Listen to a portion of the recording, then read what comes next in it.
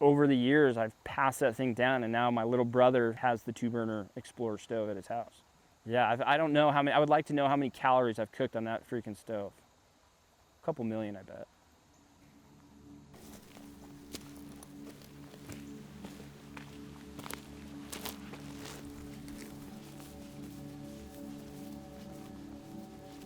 I believe one of the reasons why I'm so passionate about hunting and fishing and just spending time outdoors is due to the fact that I was allowed to experience this firsthand as a child and with my dad. And that's the same thing I'm trying to do with my boys.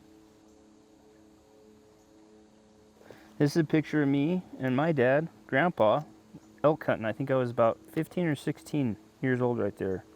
I can't even see him. Because we have camo on. And then this, I think, is the very next day I killed my very first elk with my bow. That looks like your bow. Arrow.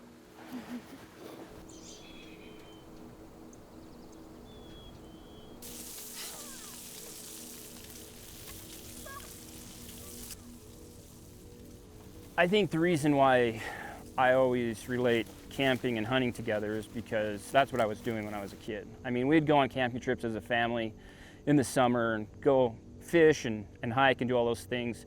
But what I really loved when I was a kid was spending that time with my dad, just me and him in the woods. And it was always typically archery elk hunting.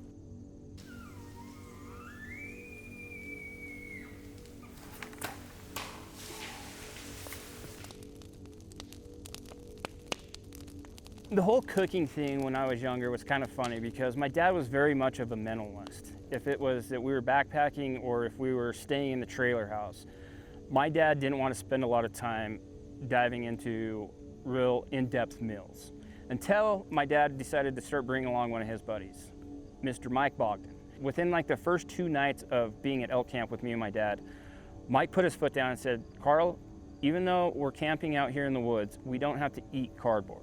I remember watching Mike cook numerous dishes in a Dutch oven, and I thought it was amazing. Fajitas were a go-to at elk camp every year, and I really saw my dad appreciate that more.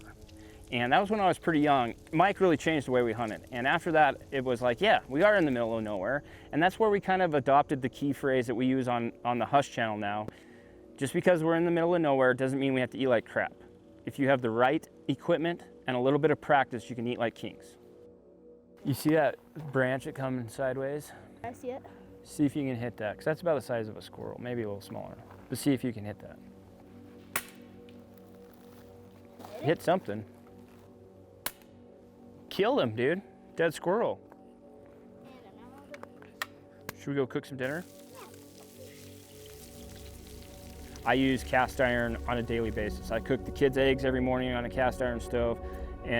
But when we're out camping, I thoroughly enjoy, probably my favorite way to cook is in a Dutch oven.